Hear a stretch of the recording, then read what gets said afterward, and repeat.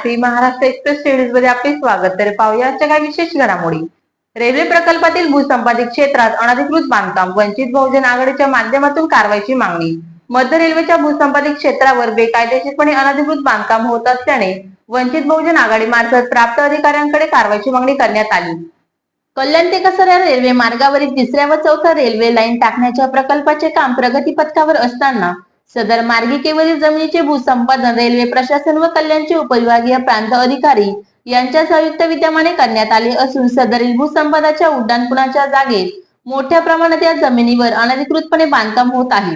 म्हणून सदरील भूसंपादित मार्गिकेचे मूल्यांकन व शासकीय निधीचा गैरवापर होऊ नये अशी मागणी वंचित बहुजन आघाडीचे ठाणे जिल्हा उपाध्यक्ष दिलीप भोईर यांनी लेखी स्वरूपात अर्ज कल्याण प्राप्त अधिकारी व रेल्वे प्रशासनाला दिला आहे।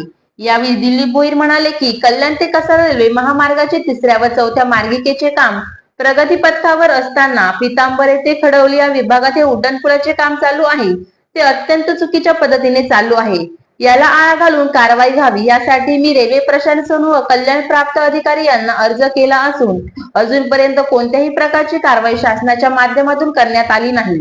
त्यामुळे माझी शासनाला विनंती आहे की लवकरात लवकर संबंधित बेकायदेशीर अनधिकृत बांधकामांवर कारवाई करून शासन निधीचा गैरवापर होता कामा नये अशी मागणी मी ठाणे जिल्हा उपाध्यक्ष या नात्याने वंचित बहुजन आघाडीच्या माध्यमातून विनंती करत आहे असे त्यांनी सांगितले।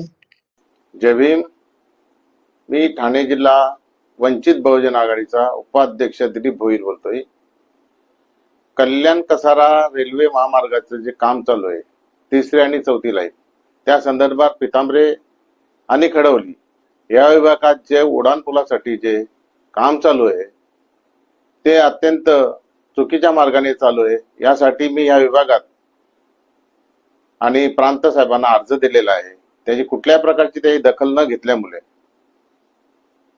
तिथला काम चुकीच्या मार्गाने आणि जोमाने चालू आहे। माझा आक्षेप आहे त्या लोकांवर की शासनाचा कुठल्याही प्रकारचा जो निधी आहे तो अनलिगली इतर माफियांच्या घशात जाऊ नये यासाठी त्यांनी शासनाने व शासनाच्या ज्या अधिकाऱ्यांनी त्यांच्यावर योग्य तो निर्णय घ्यावा आणि लक्ष द्यावा हीच माझी विनंती।